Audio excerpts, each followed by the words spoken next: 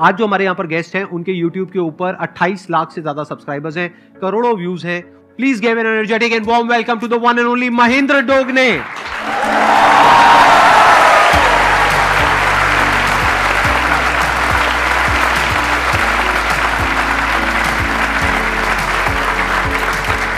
Please. मेरा नाम महेंद्र दोगने है और मैं मध्य प्रदेश के सबसे छोटे डिस्ट्रिक्ट हरदा से बिलोंग करता हूं और अभी भी वहीं पर रहकर सारी चीज़ें कर रहा हूं, सारे काम कर रहा हूं। मेरे पिताजी एक मैकेनिक है। मैं सेशन सुन रहा था शायद मनोज का, और उसमें उनके पिताजी शायद बाइसिकल रिपेयर करते थे। राइट। तो मेरे पिताजी जो है बाइक रिपेयर करते थे और अभी भी करते हैं, और मैंने वहीं से शुरुआत की।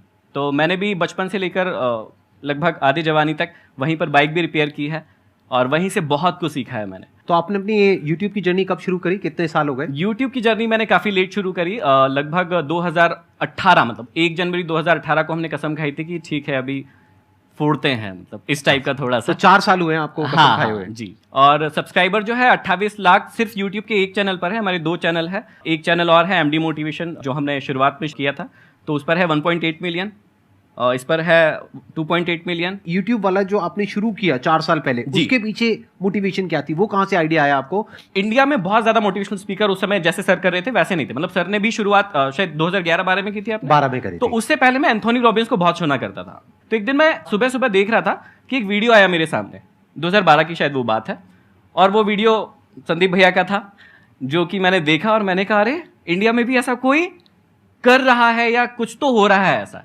जब भैया ने ये वीडियो डाली उसके बाद समझ में आया कि अच्छा, और ऐसा होता है कई बार कि जब आप छोटे होते हैं तो कोई ना कोई एक व्यक्ति ढूंढ रहे होते हैं, आइडल ढूंढ रहे होते हैं, ऐसा भी कह सकते हैं हम, कि कोई व्यक्ति एग्जैक्टली कुछ कर रहा है क्या वैसा। तो मुझे दिखा कि अच्छा ये कर रहे हैं, तो मैंने सोचा क्यों ना मैं भी करूं, और मैंने डिसाइड किया कि finally I am ready to be a life coach और मोटिवेशनल स्पीकर। कितने टाइम बाद आपको सक्सेस मिली सिर्फ YouTube पे? 3 से 4 महीना लगा था मुझे, क्योंकि अच्छा। मुझे बहुत ज्यादा कॉन्फिडेंस था कि ऐसे लोग यदि मार्केट में चल रहे हैं तो मैं तो बहुत अच्छा फोड़ सकता हूँ। ऐसे आपने उधर इशारा क्यों किया, मेरी तरफ क्यों किया? आपके जैसा नहीं। ऐसे लोग अगर चल रहे हैं ऐसे तो पता नहीं क्या कर सकता हूँ। नहीं, ऐसे लोग नहीं सर। मैंने तुरंत मोटिवेशनल स्पीकर बनने के बारे में नहीं सोचा। मतलब मुझे पता था कि पोटेंशियल है मेरे अंदर, और मुझे बोलना बड़ा अच्छा लगता था। मतलब मैं जब बोलता था तो लोग सुनते थे, और वो जो कनेक्शन होता था, जैसे भैया करते हैं कि जब आप भैया बोलते हैं और आप लोग हंसते हैं तो इनके अंदर क्या फील हो रहा होगा वो आप सोच भी नहीं सकते हैं, है ना। और हर बार वही चीज इनको यहां पर आने के लिए मोटिवेट करती है, या वही चीज इनको एनर्जी देती है, पावर देती है।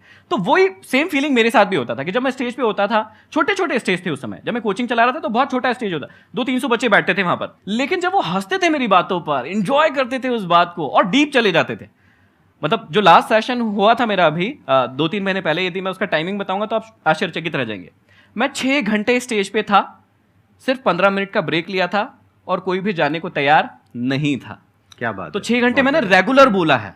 तो 6 घंटे कोई व्यक्ति किसी को सुन सकता है क्या? किसी का गर्लफ्रेंड या बॉयफ्रेंड होंगी तो वो भी बोर हो जाते हैं, अरे पका मत ना, अभी रखना फोन, इतना क्या है ना। एक समय में बात करने के बाद शुरू में तो बड़ा मजा आता है, हाँ हेलो जानू।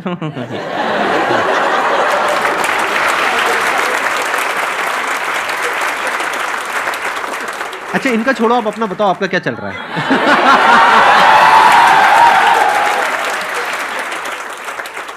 आपका भी क्या स्टेटस है? मेरा स्टेटस सिंगल है और मैंने शादी नहीं की है। Ready to mingle? नहीं। अच्छा, ओके, हाँ। क्योंकि मैंने जो है अपने ये जो मैंने अभी लक्ष्य रखा है अपने लिए और सोसाइटी के लिए, उससे ही अभी तो मैंने शादी कर ली है। और लक्ष्य क्या है?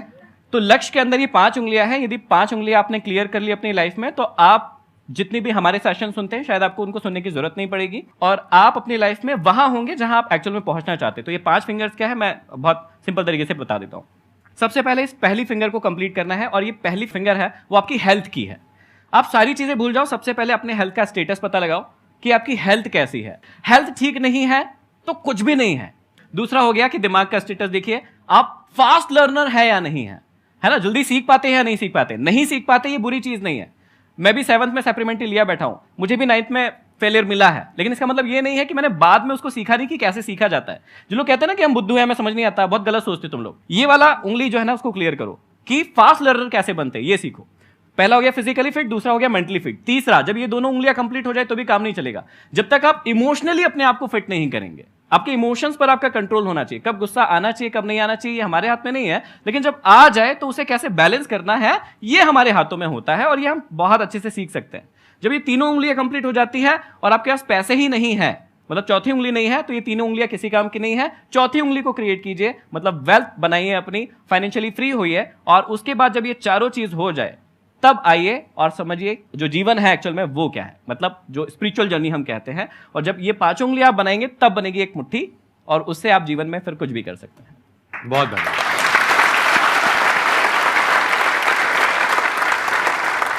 मेरा क्वेश्चन है कि आप मतलब हर टाइम पॉजिटिव कैसे रहते हैं?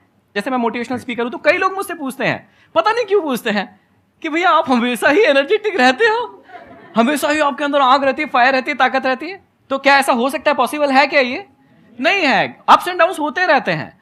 तो मेन चीज ये है कि आपने जो पूछा है कि हमेशा पॉजिटिव कैसे रहना है, क्यों रहना है, वो पता कर लो पहले। कैसे रहना है उसके बहुत सारे तरीके हैं। जैसे मैं पर्सनली अपने लिए यूज करता हूं कि जब मैं किताबें पढ़ता हूं तो मैं अपने आप को बहुत ज्यादा पॉजिटिव महसूस करता हूं, उसके बाद बहुत सारे दिनों तक मैं पॉजिटिव रहता हूं। म्यूजिक एक बहुत इंपॉर्टेंट रोल प्ले करता है पॉजिटिव रहने के लिए। तो कई बार आप जब म्यूजिक सुनते हैं, आप में से कई सारे लोग म्यूजिक सुनते होंगे और अपने आप को रिलेट कर पाते होंगे उससे, तो वो भी एक बहुत अच्छा सोर्स है कि आप अपने आप को पॉजिटिव रख पाए। लेकिन मेन चीज ये है कि पहले पता तो कर लो कि आपको पॉजिटिव रहना क्यों है, किस लक्ष्य के लिए रहना है। या यहां पर ना एक चीज यदि हम करवा सके कि बहुत सारे लोगों का एक कॉमन क्वेश्चन रहता है जो मेरे साथ तो बहुत पूछा जाता है, मुझसे पूछा जाता है कि ना हमें पता नहीं चल रहा है कि हमें करना क्या है, हाँ या ना? तो इसका जवाब दे सकते हैं क्या हम लोग? दे दे फटाफट। तो कुछ एक छोटी सी एक्टिविटी करवा सकते हैं क्या? हाँ, ठीक है ठीक है, दो लोग कोई भी आ जाओ स्टेज पर। आपका शुभ नाम क्या है? देव है। आपका? मोहित। यहां पर खड़े। तो अब आपका नाम ना देव नहीं है, थोड़ी देर के लिए आपका नाम देवयानी है। क्या है? तो मोहित आपको क्या करना है, ये देवयानी है, ये आपका लक्ष्य है। क्या है? लक्ष्य। हाँ, इसको आपको पाना है। चलो पालो फटाक से, चलो जल्दी चलो, चलो पालो पालो। अरे नहीं, भागना नहीं है, आप यही कर रहे हो, भाग रहे हो, यही कर रहे हो। जाइए थोड़ा और पास जाइए, आंखों में आंखें मिलाइए, हाँ गले मिलिए थोड़ा सा, हाँ बस बस बस जा। अभी देखिए बहुत सिंपल था कि इनका लक्ष्य जो है वो एकदम इनके सामने था, और क्या हुआ, इन्होंने उसको पा लिया। अब इनकी आईज क्लोज कर देते, ये चश्मा उतार लीजिए। तो अभी जो है वही लक्ष्य है। लक्ष्य क्या है? देवयानी इनका लक्ष्य है, लेकिन अब इनको पाना है देवयानी को। ठीक है, आप मम्मी की कसम है आपको ना आंखें नहीं खोलना है, ठीक है? चलो ठीक है, रेडी? पाए? चलो आराम आराम से चलो, धीरे धीरे भाई।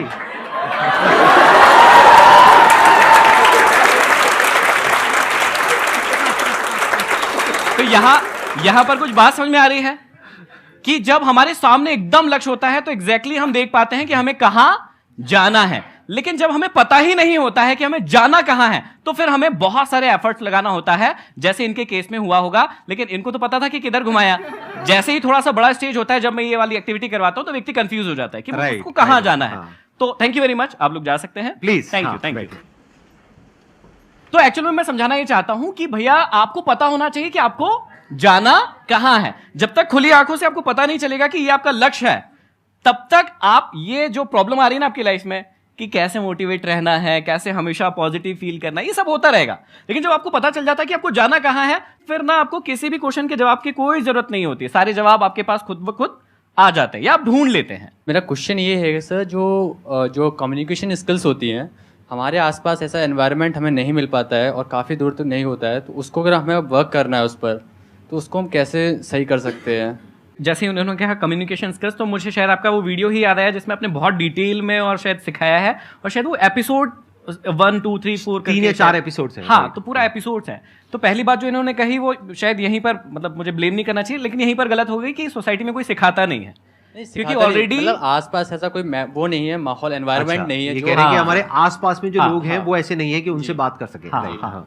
तो बेसिकली क्या होता है कि आपको एनवायरनमेंट नहीं मिलता तो उसका भी कोई प्रॉब्लम नहीं है, आप खुद से वो एनवायरनमेंट डेवलप कर सकते हो। जैसे मेरे को दिक्कत हुई थी जब इंग्लिश स्पोकन, क्योंकि मैं हिंदी मीडियम से था, फेल हो गया था। इंग्लिश सीखने का मेरे को बड़ा शौक था। तो जब मैंने इंग्लिश सीखना शुरू किया तो मैं गवर्नमेंट स्कूल से था और वहां पर माहौल नहीं था, लेकिन वो माहौल मैंने बना लिया। तो आप चुन लो कि भैया कौन कौन लोग हैं जो इंटरेस्टेड है, और उनके साथ वो प्रैक्टिस शुरू कर दो। जैसे आपने कहा कि कोई स्पेसिफिक स्किल है जिस पे आपको कमांड करना है, जैसे इंटरव्यू है, तो आपको इंटरव्यू कहीं देने जाना है और आपको नहीं मिल रही कि यार मैं किसके साथ तैयारी करूं, तो ऐसा हो ही नहीं सकता कि आपको कोई भी ना मिले। 4-5 लोग आप ढूंढिए कि जिनके साथ आप डेली बैठकर इंटरव्यू का सेशन कर सकते हैं, उनके साथ डेली प्रैक्टिस कीजिए। अब यदि आप कहें कि दुनिया में कोई व्यक्ति मिला ही नहीं, या मेरी सिटी में कोई व्यक्ति मिला नहीं, तो ऐसा पॉसिबल नहीं होता मेरे हिसाब से। तो मैंने अपने मोबाइल पे सिर्फ एक ही वाइट है और सिर्फ उस पर एक ही चीज लिख के रखी है मेरे मोबाइल पर, और वो है there is will there is way. जहां चाह है ना, जहां आपने चाह लिया ना कि मेरे को ये करना ही है, तो आपको तरीके, लोग, सब कुछ मिल जाएगा।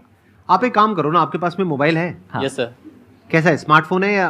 स्मार्टफोन है। तो अगर उस स्मार्टफोन में आप कैमरे को ऑन कर दो, यस सर। आप अपनी रिकॉर्डिंग करो, यस सर। और उस रिकॉर्डिंग को यूट्यूब पे अपलोड करो, यस सर। तो कुछ पैसे लगते हैं? नहीं। अपना एक रूटीन बना लेते हो कि साल में 365 दिन है, मेरे को 365 वीडियोस डालनी है 5-5 मिनट की। इसमें आपका क्या गया? कुछ नहीं सर।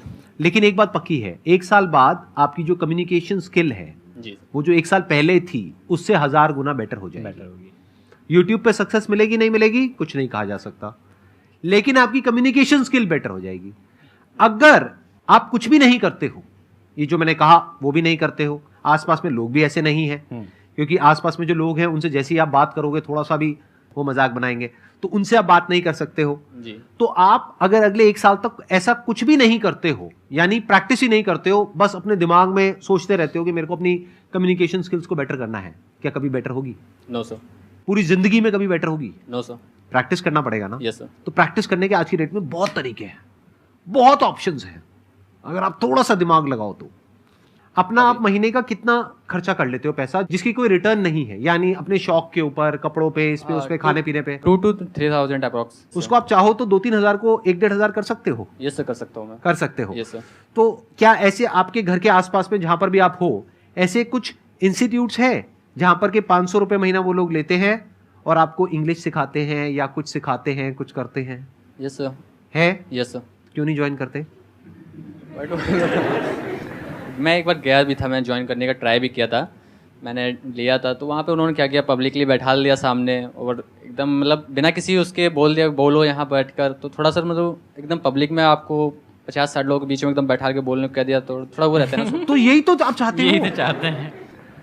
आराम से सोचो, समझने की कोशिश करो। यहाँ पे आपको बहुत सारे कॉन्ट्रडिक्शंस नजर आएंगे अपनी थॉट प्रोसेस में, अगर ध्यान से समझ पा रहे हो तो। आप लोगों को समझ आ रहा है ना मैं क्या कह रहा हूँ? Yes sir. ये गए एक इंस्टीट्यूट में, वहां पर गए और ये क्या कह रहे हैं, पहले तो कह रहे हैं मेरे को अपनी कम्युनिकेशन स्किल्स इंप्रूव करनी है, मेरे को एक ऐसा माहौल नहीं मिल रहा है, फिर कह रहे हैं एक ऐसा माहौल मुझे मिला, 50 लोगों के बीच में बिठाया, जो 50 लोग एक्सपेक्ट कर रहे थे क्योंकि उनका भी नंबर आने वाला था बोलने का। ट्राई टू बी कि भैया कैसे आप लोगों को अपनी, और मतलब ये भी कोर्स है अपने आप में, बहुत बड़ा कोर्स है कि भाई लोग आपकी बात सुने। आप यहाँ पर भैया को सुनने आए हो, मुझे सुनने आए हो, तो ये भी अपने आप में एक आर्ट है, एक स्किल है, तो उसको सीख लो ना। जब आपकी बात कोई नहीं सुनता है तो अपने आप से प्रश्न करो कि वो क्यों नहीं सुन रहा है, आपकी बातों में ऐसा क्या नहीं है जो वो आपको नहीं सुन रहा है, और दूसरों की बातों में ऐसा क्या है जो उसको सुन रहा है। आपको मेंटली पहले प्रिपेयर होना पड़ेगा कि अगर मैं जाऊंगा अपनी कम्युनिकेशन स्किल्स को बेटर करने के लिए तो मेरा बहुत मजाक बनेगा, मैं उसके लिए तैयार हूं। अगर नहीं हो तो बेटर कभी नहीं होगी। कोई ऐसा कॉमेडियन है जो कहता है कि डे 1 से मैं कॉमेडी करूं स्टेज पे जाकर के और लोग हंसने लग जाए, वो कभी कॉमेडियन नहीं बन पाएगा। अगर वो तैयार है कि अगले 1-2 साल तक मेरा बहुत मजाक उड़ेगा, मतलब लोग मेरे जोक्स पे नहीं हंसेंगे बल्कि हंसेंगे ही नहीं हाँ, मतलब बाद में कहेंगे अरे चल कहाँ हंसेंगे, पर बाद में घर जाके, हाँ बाद में घर जाकर के हंसेंगे या गुस्सा करेंगे, कहेंगे अरे हमारे पैसे बर्बाद कर दिए उसमें देखो।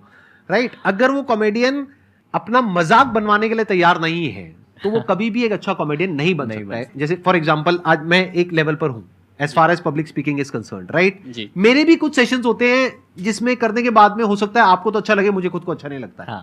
मैंने कहा यार मजा नहीं आया, मतलब वो 100% आया नहीं। कई बार एक जोन आता है वो बहुत बढ़िया आ जाता है। तो किसी भी वजह से मेरे भी सेशंस कई बार खराब हो जाते हैं। तो अगर मैं कहूं नहीं, मेरे को तो अब 10 साल का एक्सपीरियंस है, मेरे सारे सेशंस बढ़िया ही होने चाहिए, सारे सेशंस नंबर 1 पे होने चाहिए, नहीं तो मैं सेशंस ही नहीं करूंगा, तो गड़बड़ हो गई ना। जी सर। अरे तो भाई जब मेरे को 10 साल के बाद में मेरे सेशंस भी घटिया हो रहे हैं तो आज तो आपके तो घटिया होंगे ही ना। बढ़िया कैसे हो सकते हैं? जो भी कम्युनिकेशन स्किल्स है या जो भी आप बोलना चाहते हो, पब्लिक स्पीकिंग हो गया या जो भी आप अपना इंप्रूव करना चाहते हो, वो बढ़िया नहीं है, यहां से शुरू करो, बढ़िया करना है। जी। आपको आंसर मिला आपके इस क्वेश्चन का? ट्राई करते रहना है सर, और ट्राई करते रहोगे तो क्या होगा? किसी दिन तो सर सक्सेस मिल ही जाएगी। मेहनत कभी वेस्ट नहीं जाती है। राइट। कभी ना कभी मेहनत वो फल दे ही जाती है। इसमें नहीं मिलेगा, कुछ और मिलेगा, लेकिन मिलेगा। आपको एक बहुत मजेदार बात बताऊं? Yes, sir. जब आपने क्वेश्चन पूछना शुरू किया था ना, जी सर, तब में यानी कि 5 मिनट पहले में और अब में आपकी कम्युनिकेशन स्किल में बहुत फर्क आ चुका है। जी already. सर। अभी आप जो बोल रहे हो ना, जिस कॉन्फिडेंस से बोल रहे हो, जिस जी फ्लो सर। में बोल रहे हो, वो कमाल है। आपकी जगह वहां नहीं है, वैसे तो यहाँ है, लेकिन आप अभी फिलहाल वहीं बैठे हो।